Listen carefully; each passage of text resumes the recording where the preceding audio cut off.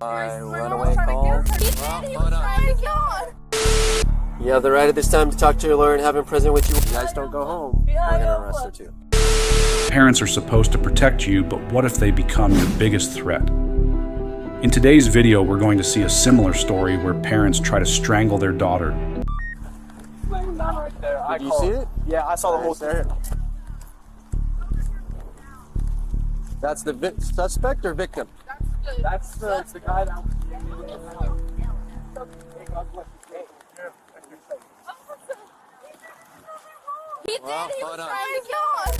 This man facing towards the ground, lying with his face in the dirt, is Ihsan Ali, who was accused of strangling and killing his 17-year-old daughter, Lacey Washington. According to the reports before the police arrived, his daughter Lacey was in his position, facing the ground, lying in the dirt, begging for her life while the students tried to save her. back up and get away from him. So I'm gonna get him up to my car. Well, here, let me Make sure he's got nothing on him. I don't have nothing. I don't have nothing, man. Oh, I got one inbound. Take me down. That's mom. I know. I'm with it. Hansa? Hey, get up. Okay, we're gonna walk to my car over here, okay? Hang on tight. So just right, so you're detained right now, okay? You understand that? You're right there. I'm gonna pat you down for weapons, okay? You got any weapons on you? No. The police officer put on his gloves before carefully bending down to check if the father had any weapons or anything that could possibly be a threat. His movements were precise as he thoroughly searched the man's pockets and clothing, making sure there was nothing hidden that could be dangerous. After completing the initial check, he straightened up, took hold of the man's arm, and began leading him toward the patrol car. As they reached the vehicle, the officer maintained a firm but professional tone, informing the man that he was being detained. He further explained that for safety reasons, he would now conduct a more thorough pat-down search to ensure there were no concealed weapons or dangerous objects on him. Taking his time, the officer carefully ran his hands over the man's clothing, double-checking every possible hiding spot. Once the officer was completely certain that the man was unarmed and posed no immediate threat, he firmly but cautiously guided him toward the patrol car and had him sit inside, securing the situation. According to the prosecutors, the 17-year-old left her house and decided to leave the school with her boyfriend, but the shocking part is that she wasn't being rebellious but saving her own life. Her parents wanted to send her to Iraq to marry an old man, and when she refused to do so, they forced her, leaving her no choice but to leave them. But things didn't stop here. The father, mother, and sister were tracking her and stayed outside the school to take her with them.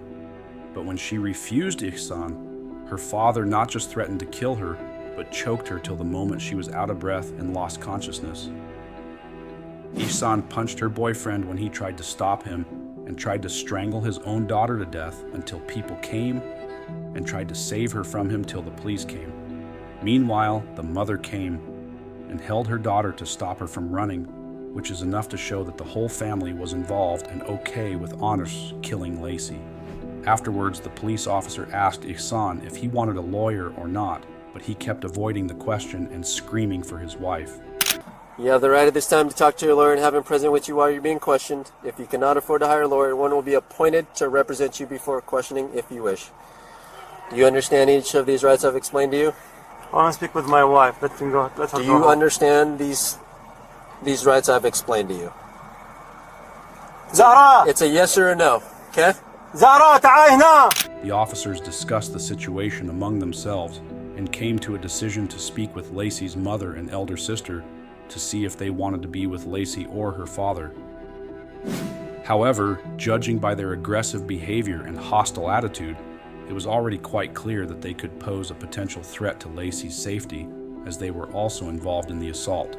Meanwhile, Lacey herself appeared deeply frightened and hesitant to speak to any of her family members, which spoke volumes about her feelings toward them.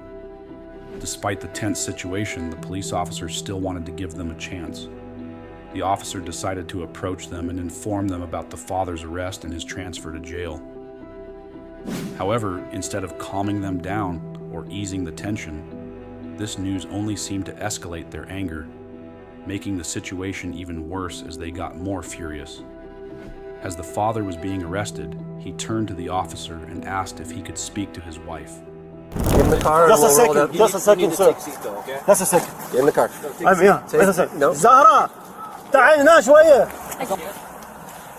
However, the officer firmly refused, informing Ihsan that he couldn't do so at the moment.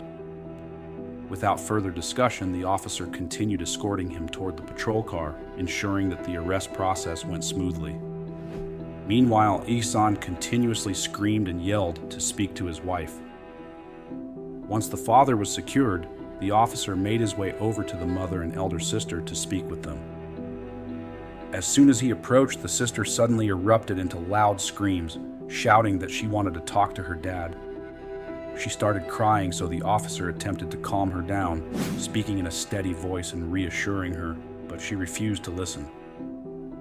Her frustration grew as she kept insisting on speaking with either her father or her younger sister. Seeing the rising tension, the officer decided to allow the mother to speak briefly with her husband, hoping it would help ease the situation before it escalated any further. Meanwhile, the sister kept insisting that people had been hitting and punching her father during the incident. She repeatedly claimed that he had been attacked and even pulled out her phone to show a video she had recorded as proof. In the footage, it was clear that a group of students and bystanders had been involved. See, he's trying to he punched me because he threw my phone. I was holding it like this and he threw it right there. And that's why it got cut off right here. But what she failed to acknowledge was that they weren't attacking him out of nowhere. They were desperately trying to stop him from killing Lacey. She continued to express her frustration, further stating that someone had punched her and knocked her phone out of her hands to prevent her from recording. However, that wasn't the whole story.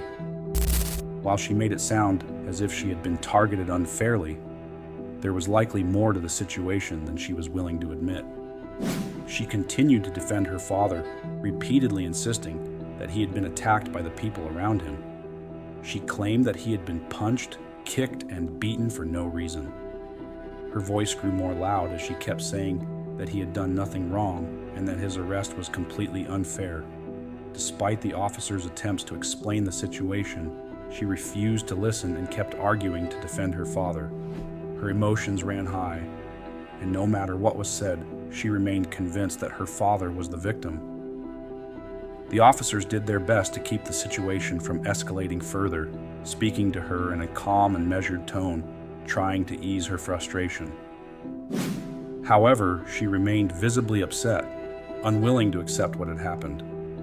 By this point, the mother had already spoken to the father, and although she was still visibly shaken, she seemed somewhat relieved after their brief conversation. Meanwhile, the sister remained distraught, crying and pleading to speak with her dad. She was persistent, refusing to calm down when suddenly her phone rang. She quickly looked at the screen and with teary eyes told that it was her younger sister calling. As tensions continued to rise, the police officers tried once again to convince both the mother and sister to leave the campus and go home. They explained that staying any longer would only make matters worse. However, when their attempts to reason with them didn't seem to work, one of the officers issued a firm warning. He told the sister that if they refused to leave, they too could be arrested, especially after all the aggression and assault they had been involved in. You need to take her home, okay? If you guys don't go home, we're gonna arrest her too, okay? But we're not gonna do that right now. There's too much going on. What about my sister? She's going to the hospital to get checked up on. Hospital? Yes. It was in their best interest to go home before things go any further. The mother, still processing everything, then asked if she could see Lacey. However, the officer immediately denied her request, explaining that Lacey was in no condition to speak to any of them at the moment. She was too shaken and not stable enough, so it wouldn't be right to force her into a conversation she wasn't ready for. Realizing they had no other choice, both the mother and sister finally agreed to leave. Without another word, they turned around and made their way home, bringing an end to the intense confrontation. But things don't end here. According to the investigation, the moment the dad was punching the boyfriend, the mom kept choking her 17 years old, which involved her too in this attempted murder. So after a few weeks, the mom got arrested too. While Lacey was getting treated as she couldn't breathe or swallow properly, had a lot of scratches on her neck, throat, and hands. And she lost consciousness a couple of times during that tragic incident.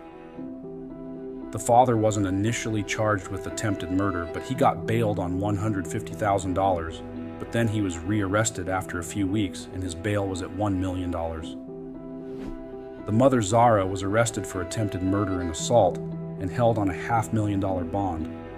And now both parents are charged in jail. Ihsan Ali is expected to have his trial in May, while the mother, Zahraa, remains in jail. As we come to the end of this horrible incident, this story highlights the serious issue of honor killings, where some parents believe they must harm their children to protect family honor. It's a reminder that we should stand together against violence and promote kindness and acceptance. If you agree to it, like the video, and to support us, subscribe to the channel for more videos like this one.